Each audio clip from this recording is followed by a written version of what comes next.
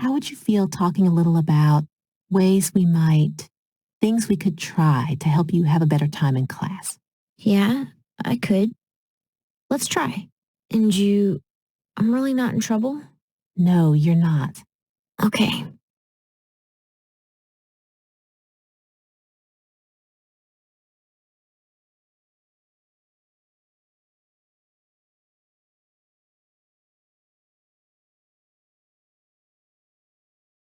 What are some things that help you when you're feeling down?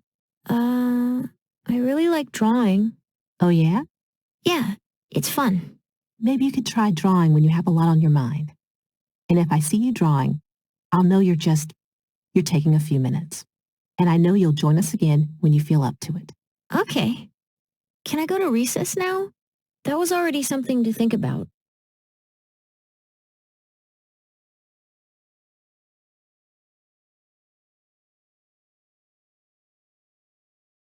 Let's try that as a starting place and see how things feel from there.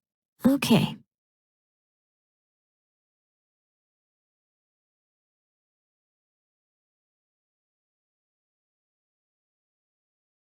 Would it be okay if I go over what we talked about to see if we're on the same page?